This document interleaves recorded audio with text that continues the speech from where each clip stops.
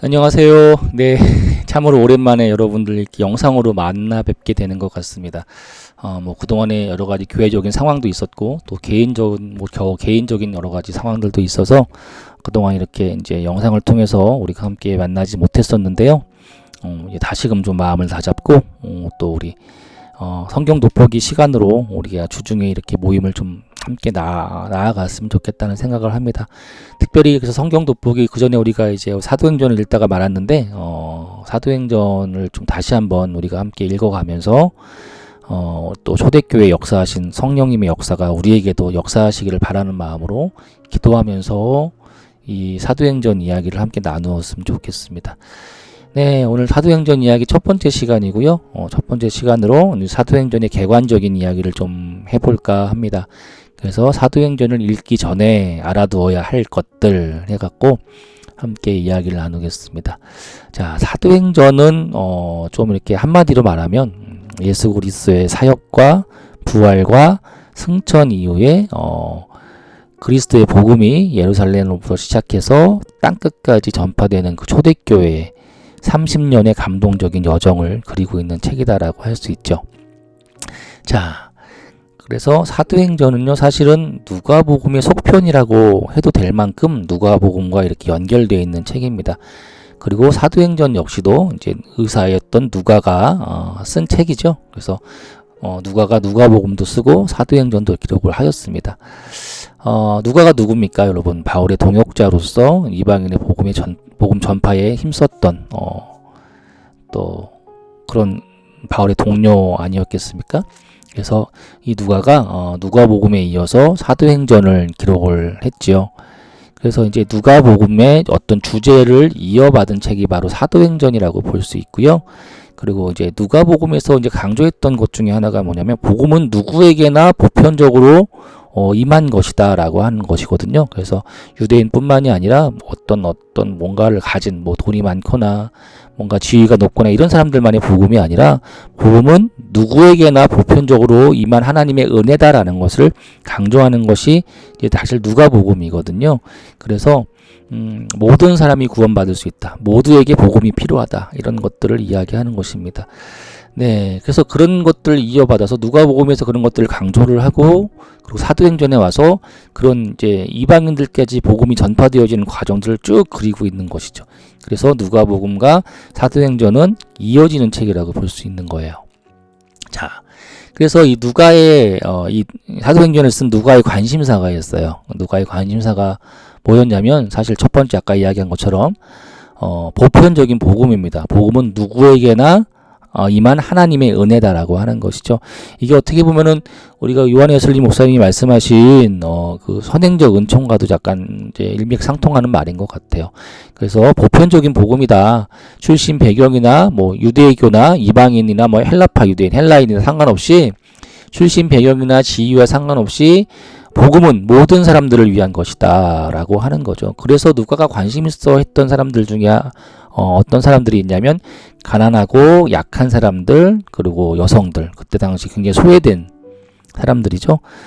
그런 사람들에게 굉장히 관심이 많았어요. 그리고 세 번째로 사회적 정의. 그래서 이 누가복음을 보면 이 비주류의 사람들을 통해서 이게 정의가 구현되어지는 이런 이야기들이 조금 많이 있죠. 그래서 보면은 이제 선한 사마리아인의 이야기, 랄지 삭개오 이야기랄지 이런 것들, 그리고 돌아온 탕자의 이야기랄지 이렇게 조금은 누가복음만의 특징들이 있어요. 그렇게 조금은 비주류들, 좀 소외된 자들, 또 억눌린 자들, 혹은 주님을 떠나 있었던 자들, 그들에게 관심이 있다라고 하는 거예요. 곧 이방인들이겠죠. 그래서 그런 이방인들에게도 복음이 필요하고 모든 자에게 하나님의 은혜가 임했다. 그런 것들을 이제 강조한 책이죠. 자, 그래서 누가는 특별히 사실은 그러면서 그런 과정에서 누가는 특별히 이제 성령의 역할을 강조를 합니다. 그래서 그 성령님께서 우리 가운데 임하시고 그리고 이게 사도행전에 와서는 굉장히 큰 일이 성령의 역사로 말미암아 교회가 세워지는 일들이 막 일어나면서 완전한 꽃을 이렇게 피우게 되어지죠. 그래서 이제 오순절 성령 강림 사건을 단초로 이제 육신이 아닌 성령으로 임하신 주님, 예수 그리스도, 그분의 하나님, 그분의 역사가 우리 가운데 나타난다라고 한다라고 하는 것이죠. 그래서 사도행전은 우리 성령 행전이라고 해도 무방할 만큼 아주 중요한 책이에요.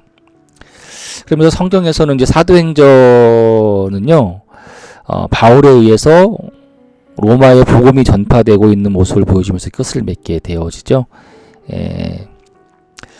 자, 그래서 사도행전은요, 이렇게 초대교회 30년, 그리스도의 부활과 승천 이후, 그리고 이제 바울을 통해서 로마 복음의 전파가 로마까지 복음이 전파되어지는 그런 과정을 그리고 있어요.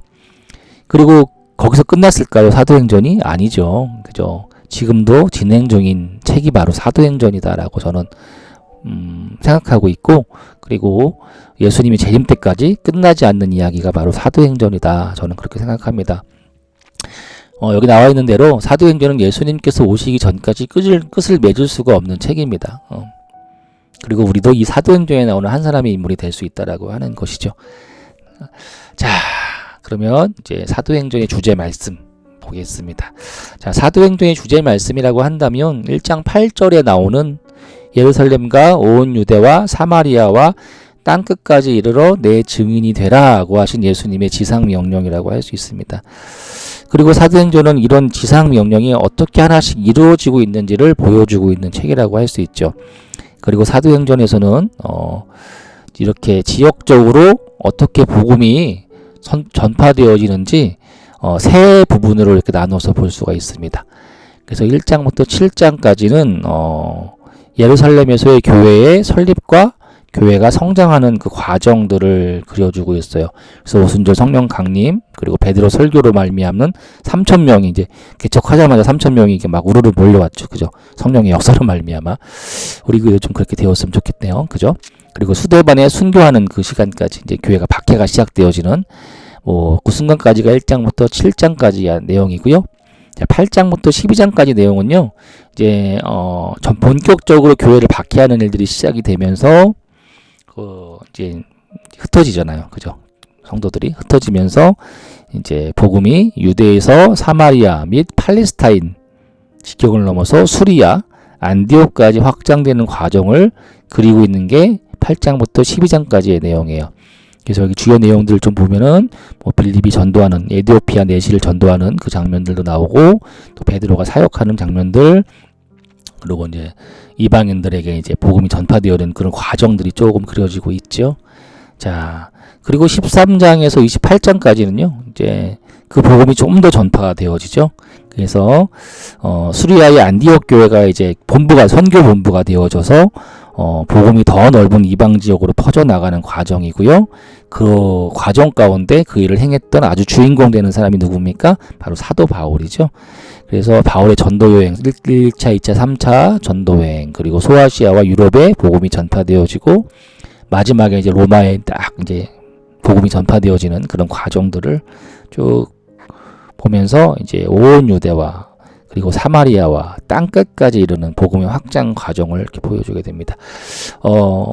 사실 그 당시에는요, 세상이 이제 아시아나 아메리카 이런 건 이제 있다고 생각하지 않았어요. 본인들이 생각하고 있는 그 유럽 지역, 소아시아 지역 정도가 세계라고 생각했기 때문에 그들 입장에서는 아마 땅끝까지 복음이 전파된 것일 거예요. 자, 그래서 그걸 좀 구체적으로 좀 이야기를 나눠보면 1장부터 7장까지는 예루살렘의 교회의 탄생입니다. 그래서 교회가 개척되어지고 어떻게 성장하고 있는지를 그려주고 있어요. 자, 1장과 2장에서는 이제 부활을 하신 예수님의 40일 동안의 어떤 행적을 이렇게 요약을 하면서 이것이 복음에서 이어지는 이야기라는, 그러니까 누가복음서에서 이제 복음서에서 이어지는 이야기라는 사실을 이렇게 알려주고 있습니다. 마치 드라마나 영화 이제 시즌 2를 시작하기 전에 시즌 1을 이렇게 요약해줘서 보여주는 그런 느낌이 있어요. 그리고 이어서 예수님의 이제 제자들과 120명의 성도들이 합심 기도하는 장면들, 그리고 가룟 유다를 대신할 이제 마띠아 선출에 이어서 오순절 성령 강림 사건으로 말미암아 이제 베드로가 이제 3,000명 앞에서 설교를 하게 되어지고, 그리고 그 베드로의 설교 한 번에 초대교회가 3,000명까지 이렇게 부흥하는 장면을 보여주게 되어집니다. 그렇다고 뭐 초대교회가 이렇게 뭐 건물이 크게 있었다거나 그런 건 아닌데 그 장소에 그러니까 그 조그만한 그 교회들이 3,000명이 모이는 교회가 됐다라는 것이죠. 정말 어마어마한 일들이 순식간에 지나가 버리는 느낌으로 이제 쏙 나가게 되는 것입니다. 그리고 이어지는 3장에서 7장까지가 내용이 뭐냐면 사도들이 이제 복음 전파와 뭐 이적 사건 그리고 예루살렘 교회 뭐 신앙 공동체의 헌신 뭐 그것을 통해서 예루살렘 교회 안에는 교회가 이렇게 급속도로 성장하는 그런 장면들을 좀 보여주게 되어지죠. 날마다 구원받는 이가 더하니라 이런 말씀들이 막 나오게 되어집니다. 그리고 그런 가운데 이제 유대인들과 유대 종교 지도자들, 사내들인 공회의 핍박, 그리고 교회 내적인 갈등, 그런 모습들이 쭉 이제 등장을 하면서요. 그 역동적인 복음 사역과 또 그 안에 크고 작은 사건들, 교회가 세워져 가는 그런 모습들이 좀 이렇게 나오게 되어집니다.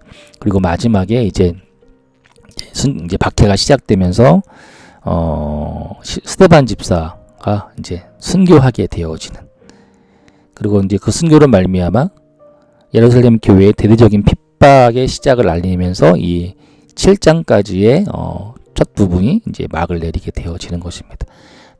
자, 그럼 8장에서 12장까지의 내용은요.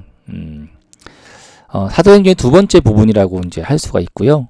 스데반 집사의 이제 순교 사건 이후에 예루살렘 교회가 이제 막 그 안에 몰아친 대대적인 박해로 말미암아 성도들이 예루살렘 교회를 떠나서 다른 지역으로 떠나게 되어지는 이야기로 시작이 되어져요.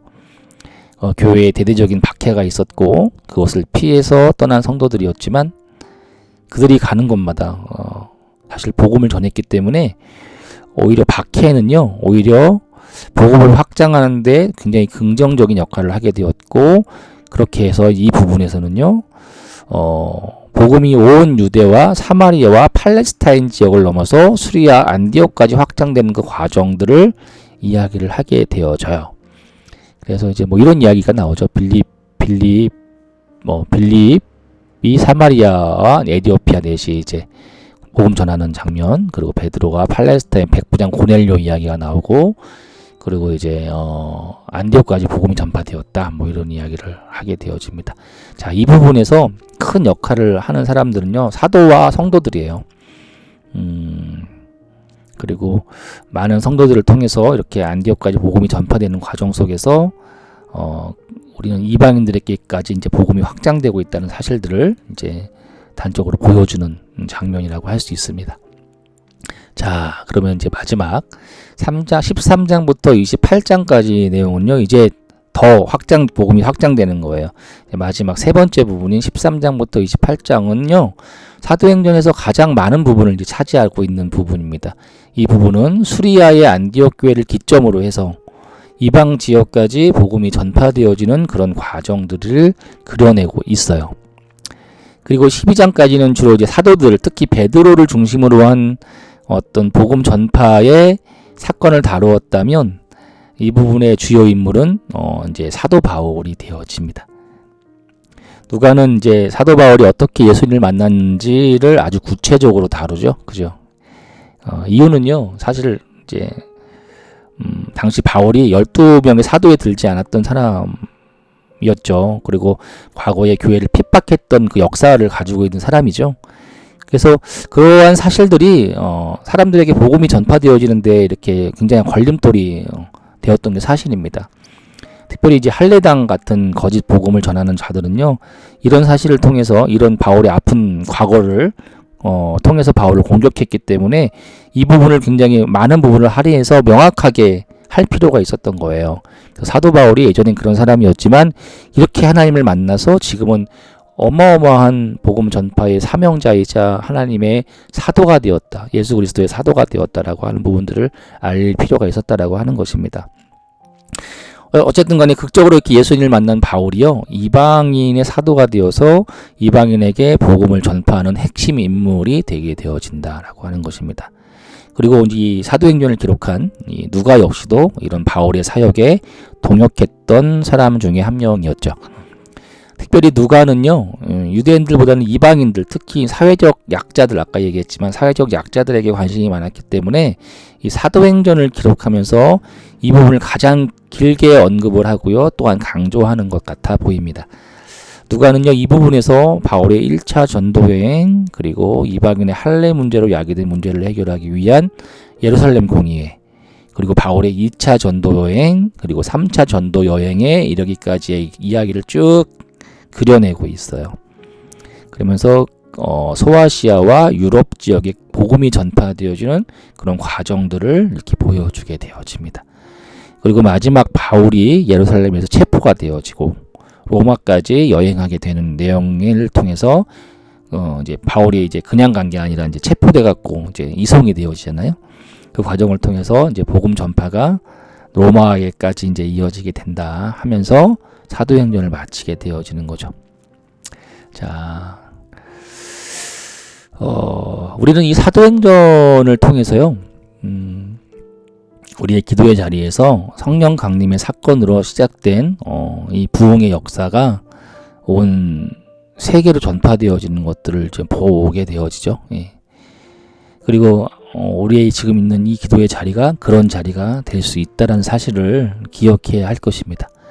그래서 우리도 우리가 늘 기도하지만 예배에도 기도하고 또 셀 모임에서도 기도하고 또 우리가 수요일 날 리더십들이 모여서 기도를 하고 또 금요일 날도 기도를 하지만 우리 그 기도 자리가 성령께서 강하게 역사하실 때 정말 우리가 가지고 있는 복음이 전파되어지고 교회가 부흥하고 교회가 정말 하나님의 정말 나라가 확장되어지고, 제가 늘 강조하는 거잖아요. 하나님의 나라가 우리 가운데 임하는 일들이 우리 있었으면 좋겠다. 그리고 그 나라가 우리를 통해서 이렇게 확장되는 일들이 좀 있었으면 좋겠다. 그것이 바로 사도행전입니다. 그래서 우리 교회가 그렇게 사도행전적 모습으로 세워져 가고 계속해서 사도행전 29장을 이렇게 써내려가는 저와 여러분들 되었으면 좋겠습니다. 네, 다음은 없네요. 그래요. 그래서 다음 시간에는 이제 사도행전 1장부터 좀 천천히 조금씩 여러분들 많이 한꺼번에 하면은 좀 지겨울 수도 있고 너무 많이 하면 시간도 많이 걸리고 하니까요. 짧게 여러분들 다음 주부터 조금씩 사도행전을 읽어가면서 뭐 언제까지 할지는 모르겠지만 읽어가면서 함께 또 사도행전을 통해서 우리 하나님을 만나는 귀한 시간이 되었으면 좋겠습니다. 자, 여기까지 하겠습니다. 감사합니다.